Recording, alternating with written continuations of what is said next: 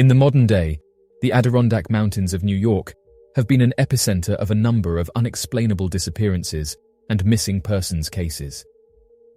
As facts surrounding an increasing number of strange cases make it difficult for investigators to properly explain, more bizarre theories have emerged. In recent years, researchers have pointed to an alarming number of mysterious creature sightings in the area as a possible cause for so many missing persons cases, with legends of these monsters dwelling within intricate cave systems or caverns all throughout the wilderness preserve.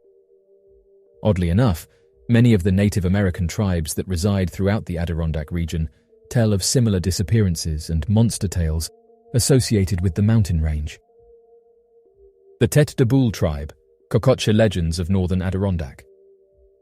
The Tête de Boule tribe, also known as the Atikamekw, are a Native American tribe who inhabit the central region of Quebec, Canada, located north of the Adirondack Mountains. The tribe appears to have a rich history of legends and stories that have been passed down through generations of a similar humanoid-like creature that matches modern-day descriptions and encounters with large, hairy humanoids. Referred to as the Kokocha is a creature that is said to inhabit the forests and swamps of the Atikamekw territory. It is described as a large, hairy creature. According to the legend, the Kokocha was once a man who was transformed into a beast after breaking sacred taboos. One legend about the Kokocha man-beast claims that a young Atikamekw hunter who ventured deep into the forest while on a hunting trip had come across the monster after entering into forbidden, isolated territory. According to the legend, as the hunter wandered further into the dense virgin wilderness, he suddenly felt as if he became severely disoriented and soon became lost. Continuing his hunt, he walked for a little while longer before he heard what he described as a loud crashing sound, like the sudden splitting of a tree. Within only a few seconds of the terrifying sound, a massive creature came out of the surrounding brush towards him. In a state of absolute horror, the hunter ran from the monster as fast as he could, but the Kokocha trailed shortly behind, making a guttural noise as he chased the young hunter. Just as the hunter thought he would soon be caught, he stumbled upon a familiar tree that was regarded as sacred by his tribe and immediately started to climb it and hide in its branches. According to the legend, the Kokocha circled the tree several times, howling and snarling, but was unable to reach the hunter or get too close to the tree and its branches. As the sun began to set, the creature disappeared back into the forest, and the hunter was able to climb down from the sacred tree and find his way back to his village. Once home, he told his people of the encounter, and from then on, the tribe have respected the creatures, describing them as powerful and saying that they should be avoided at all costs. In another legend of the Kokocha, the creature is referred to as a stone giant. It is said that the creature could camouflage itself by covering its body in resin and rolling in the sand, giving the appearance of being made of stone. According to anthropologist John Cooper in his publication in the Primitive Man Journal, the tribe did not believe the creature was made of actual stone. Cooper instead suggested that the legends would describe that the creature would rub against resinous trees, such as fir and spruce, and then roll in sand, which created a stone-like appearance. This peculiar behavior could have been a form of camouflage, protection against insects, or masking one's scent. Cooper went on further to suggest that this covering might have served as basic armor or protection against native insect species for a lost indigenous tribe, hinting at the possibility of the legend being rooted in some historical fact. While the creature is not literally made of stone, the concept of stone beings is a common theme in many indigenous cultures. Additionally, the creature is often associated with the forest and is said to be an animal that lives in the trees. It is said to be a peaceful creature that only attacks if provoked, and it is sometimes depicted as having healing powers or as being a protector of the forest. Today, the tribe continue to honor their traditions and stories about the Kokocha, passing them down to younger generations. The legends of giants from the Iroquois Confederacy. The Iroquois Confederacy, also known as the Haudenosaunee, is a group of 6 Native American tribes that include the Seneca and Onondaga. Each tribe has its unique culture and traditions, but they share some similarities in their legends and beliefs. 2 of these legends are the Seneca's Stonecoats and the Onondaga's Northern Giants. Both are powerful creatures that roam the forests and prey on humans. The Seneca's legend of the Stone Coats tells of a tribe of giant creatures that lived in the forests of western New York. These creatures were covered in a coat of impenetrable stone that protected them from any weapons or attacks. They were said to devour any human that crossed their path. The legend goes that the Stone Coats were eventually defeated by the hero Skinwalker, who used his wits and cunning to trick them into fighting each other. They were never seen again, but the Seneca believed that they still roamed the forests, waiting to take revenge on humans. One specific legend about the Stone Coats tells of a young woman who was walking through the forest when she encountered one of these creatures. She tried to flee, but the Stonecoat was too fast and soon caught up with her.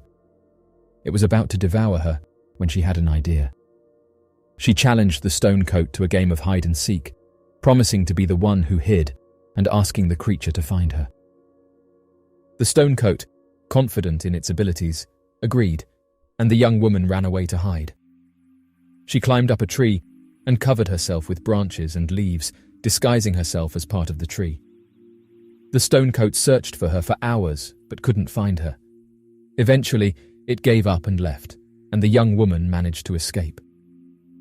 The Seneca used this legend to teach their children about the importance of wit and cleverness in overcoming challenges. The Onondaga, on the other hand, tell a different story of the northern giants. According to their legend, these creatures were even more massive and powerful than the Stonecoats, standing over 15 feet tall and possessing incredible strength and speed. They were said to roam the forests of north-central New York, hunting and taking out any humans that they encountered. The Onondaga believed that the northern giants were invincible and could only be defeated by the bravest and strongest warriors. One specific legend about the northern giants tells of a group of Onondaga warriors who set out to defeat the creatures once and for all. They traveled deep into the forests, searching for the giant's lair. When they finally found it, they were confronted by a group of massive creatures who immediately attacked them. The battle was fierce, with both sides taking heavy losses. However, the Onondaga warriors were determined to succeed, and they fought with all their might. Finally, after hours of fighting, they managed to slay the northern giants and claim victory. Both legends share some similarities, such as the idea of powerful creatures that prey on humans. However, there are also some differences. The Stonecoats are described as being covered in impenetrable stone, while the northern giants are simply massive and strong. The Onondaga also emphasize the need for strength and bravery in defeating the giants, while the Seneca focus more on wit and cunning. These legends were not just stories to the Seneca and Onondaga, they were part of their cultural heritage and beliefs. They used these stories to teach their children important values and lessons, such as the need for bravery, cleverness, and determination in the face of danger. They also believed that these creatures were real and that they still roam the Adirondack Mountains to this day. For many Native American tribes across North America, the legend of a large, hairy humanoid has been a part of their oral traditions for centuries, with many elders sharing stories of mysterious encounters with large, human-like creatures. Stories of the elusive creature have been passed down from generation to generation, with many tribes believing that this creature is a spiritual entity that is connected to the natural world. While some people dismiss this story as a myth or a hoax, many Native Americans believe that the creature is real and have even reported sightings and encounters. Among some Native American tribes, the large hairy creature is viewed as a protector of the wilderness and a guardian of nature. Many believe that it's a sacred being that possesses great knowledge and wisdom, and that encounters with the creature are a sign of good fortune, with some members of tribes saying that they would actively seek out the creature in times of need, and that many times the creature wouldn't threaten them, but would slowly approach, with some tribes saying that they even held ceremonies and rituals to honor and communicate with it. One of the most well-known Native American stories about the creature comes from the Lummi tribe in the Pacific Northwest. According to their legend, a man was once transformed into one of the creatures after breaking a tribal rule. He is said to roam the forests to this day, and the tribe believes that encounters with him are a sign of impending doom or misfortune. Other tribes have similar stories, with many describing the creature as a mysterious and elusive animal that is more human than animal. Some believe that it has the ability to communicate with humans and even possess supernatural powers. There have been numerous reports of these encounters in Native American communities throughout history. In fact, some of the earliest recorded sightings of the creature come from Native American tribes, with many of these sightings describing hairy creatures, with rock paintings being eerily similar to modern-day reports. Some Native Americans have even claimed to have personal encounters with the creature. For example, members of the Navajo tribe have reported seeing a creature known as the Yi-Nald-Lushi, which is said to be a shape-shifting skinwalker that can take on the form of different animals, including the hairy human-like creature. The Navajo believe that encounters with the Yi-Nald-Lushi should be avoided at all costs. While many skeptics dismiss these sightings as hoaxes or misidentifications of other animals, some researchers believe that there may be something more to these reports. In recent years, there has been renewed interest in the search for these creatures, with new technologies such as drones and thermal imaging cameras being used to try and capture evidence of the creature. Another creature feared by the Native Americans is that of the Skinwalker. The Skinwalker is a creature from Navajo folklore that has been part of their culture for centuries. It's believed to be a shapeshifter, capable of transforming into any animal it desires. Skinwalkers are said to have supernatural abilities, including the power to control the weather, manipulate objects, and read people's minds. The Navajo people have long been aware of the presence of skinwalkers in their lands, and they take the matter very seriously. According to Navajo tradition, only a select few individuals are able to become skinwalkers, and this power is often passed down through generations of a family. The creature is believed to be a malevolent entity that preys on humans, particularly those who are weak. It's said to be able to enter homes undetected and take those who are weaker than them, leaving no trace of their existence. It is also said to have a powerful ability to hypnotize people and make them do its bidding. The Navajo people have several rituals and practices to protect themselves from skinwalkers. One of the most common is to avoid speaking about them, as it is believed that mentioning their name can attract their attention. The Navajo also use traditional herbs and plants to ward off the creatures, such as sage and cedar. Despite the Navajo's attempts to keep the skinwalker at bay, encounters with the creature still occur. Many Native Americans have reported seeing the skinwalker in its animal form, which can range from a coyote to a bear or even a bird. Some have even claimed to have seen the skinwalker transform from animal to human form. In recent years, the Skinwalker legend has gained wider recognition outside of Navajo culture. Many paranormal researchers and enthusiasts have traveled to Navajo lands in search of evidence of the creature's existence. However, the Navajo people are reluctant to discuss the matter with outsiders, as they view it as a sacred and private matter. Some have even suggested that the Skinwalker legend may be connected to mysterious aircrafts that are seen in the sky, with eyewitnesses saying that bright lights are often seen flying close to the creatures, leading some researchers to suggest that the two could be connected. This has led to speculation that the Skinwalker may be an advanced entity, or that it may be connected to government experiments in the area. As of right now, the Skinwalker is a complex and mysterious creature that has long been a part of Navajo culture.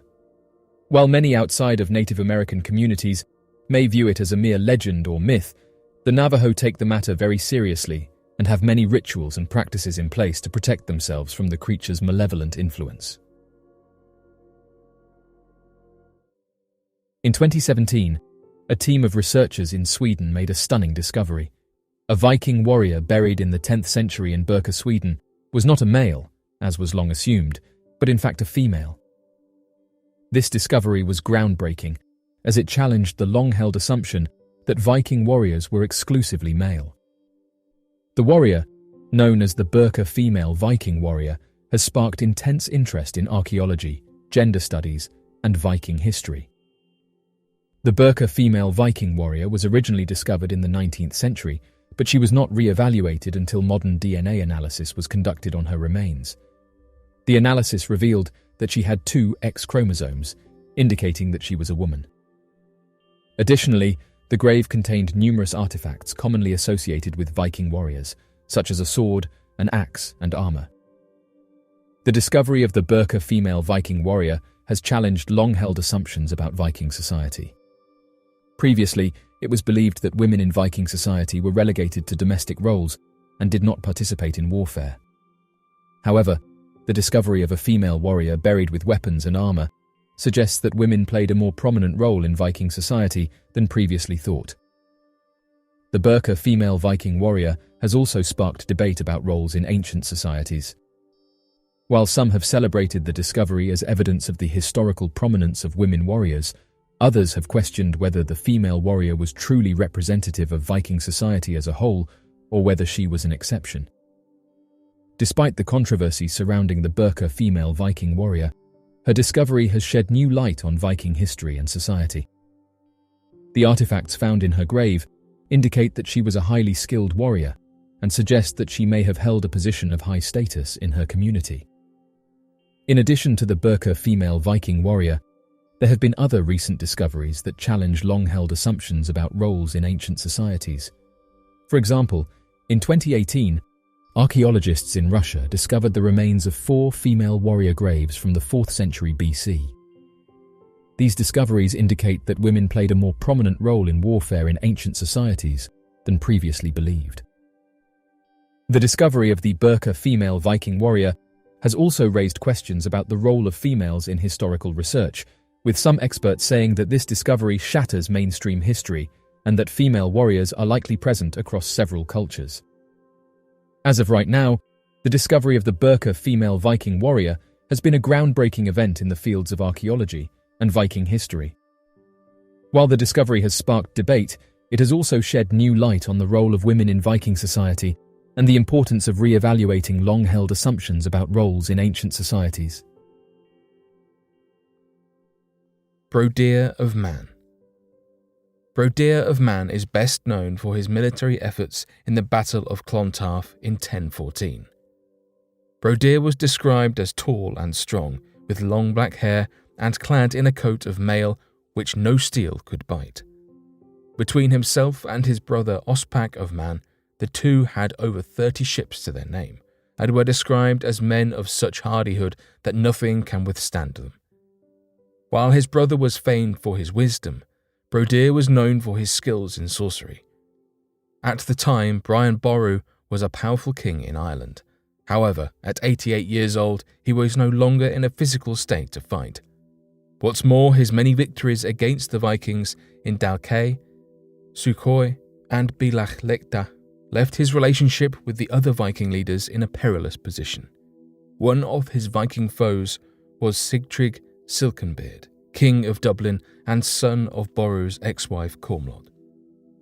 Sigtryg was allowed to remain as king of Dublin as long as he pledged loyalty and paid tribute to Boru, but soon he plotted with Earl Sigurd of Orkney and Brodie to defeat him. Notably, to Boru's credit, Brodie's brother Ospak refused to fight against so good a king, so the two brothers found themselves on opposing sides. The Battle of Clontarf took place on Good Friday, and was the greatest battle to take place in Ireland.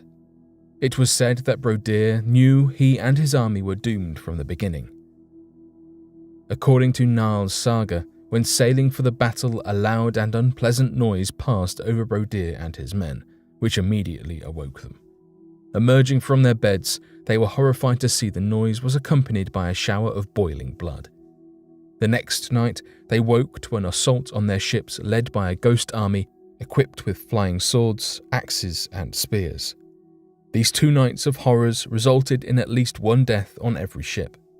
Brodie asked for guidance on what these events indicated and was told they showed that he and his men would be dragged down to the pains of hell. Just as the premonitions told, Boru's army quickly began pushing back against Brodie and his Viking allies. In a desperate tactical bid, Brodie abandoned his army and snuck up behind Boru's brother, Wulf the Quarrelsome. However, Wulf easily overpowered Brodie and sent him running and hiding in the woods. Knowing that the battle was lost, Brodie charged at Boru's camp, where the king had been advised to await the outcome of the battle. There are many tales of heroic deeds during the Battle of Clontarf, such as Boru's son Murdo, who was said to have killed 50 men with the sword in his right hand and 50 men with the sword in his left. However, Brodie rushing in and killing the elderly Boro while the king was mid-prayer was not one of them. Almost immediately, Brodie was seized by Boro's stepson, Ulfrida, who slit his belly and nailed his gut to a tree and forced Brodie to walk round it until he disemboweled himself. Following the Battle of Clontarf, Sigtryg was the only leader of the rebelling army to survive. While he remained as king of Dublin, the Viking power in Ireland was broken forever. The main focus of all shifted to integrating the Celtic chieftains and the Vikings to live peacefully and harmoniously. Despite his death, it was Boro who was remembered for his victory and acclaimed as Ireland's national hero. Hearthstone. Hearthstone of Nantes was a Viking chieftain of the late 9th century, known for his attacking voyages in France, Spain, Italy, the Byzantine Empire, and England. A powerful warrior, his name was one that sparked fear to others. As son of Ragnar Lothbrok, Hearthstone was born into a family of ruthless raiders.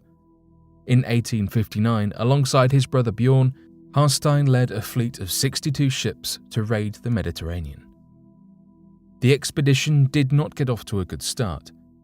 Hearthstone was defeated by the Kingdom of Asturias in Spain, and later the Muslims of the Umayyad Caliphate. Thankfully for Hearthstone, the situation soon improved, with a successful sacking of Algeciras and Mazima on the north coast of Africa, followed by further raids into the Balearic Islands. It was on their journey home that Hearthstone first heard about the famous city of Rome. Hearing about the large amount of treasures that were held there, he decided to change course towards Italy.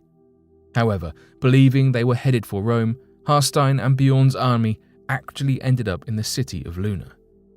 Luna had once been a leading exporter of white Carrara marble, but had now devolved into ruins.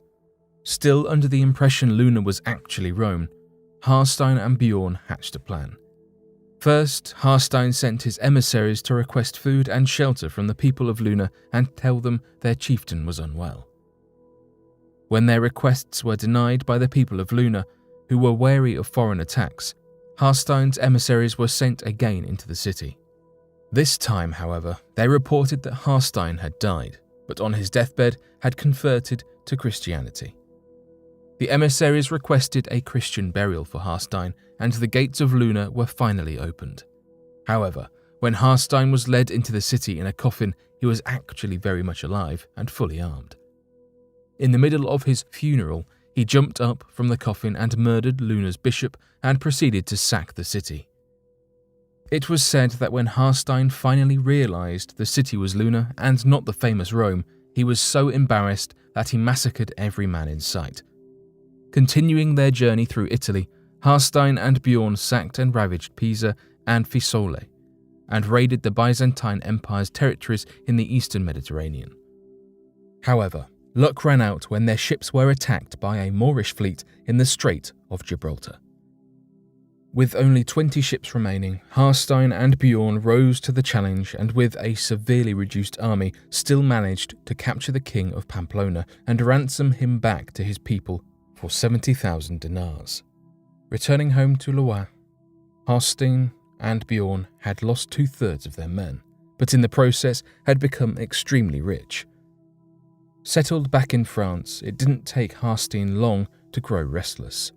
He soon allied himself with Solomon, the king of Brittany, and fought against the Franks in 866. He went on to ravage Bourges, Orleans, and Angers before finally being expelled from Loire County by Charles the Bald. Hearthstone soon looked towards England for riches and plunder. At the grand age of 71 years old, Hearthstone was still powerful enough to cross into England with an army of 80 ships and occupy the village of Milton in Kent, while his allies landed at Appledore with 250 ships. Alfred the Great feared the Vikings so much he positioned his army between the two to stop them from uniting. In response, Hearthstone and his forces retreated to Essex, which they used as a base to raid Mercia. However, when the bulk of his men were out raiding, his fort was captured along with the ships, cargo, women and children, which included Hearthstone's wife and children, by the army of Eastern Wessex. Soon after, Hearthstone launched another attack along the Thames Valley, but was pursued by a Mercian and West Saxon army, and eventually was trapped at Buttingdon. This resulted in the Battle of Buttingdon in 893, where Hearthstone's men were victorious. But once more, when moving to Chester, Hearthstone's men were attacked by the Mercians, who attempted to starve them by removing any livestock and destroying all the crops in the area. Hearthstone reacted by leading a revenge raid along the Thames Valley and the River Severn to a new fort on the River Lee. The raid was cut short when Alfred caught up with the army and obstructed the River Lee on either side. Finally, Hearthstone's forces gave in and abandoned their camp and sent their women back home, where they soon followed. At this point, Hearthstone disappears from the history books.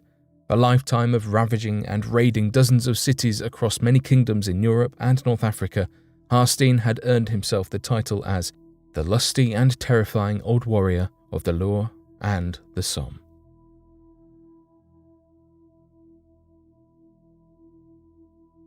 But what do you make of these recent discoveries? Be sure to let us know your thoughts in the comment section below and help us grow this community while working to solve these unexplained mysteries. Thank you for watching, and don't forget to subscribe for more videos.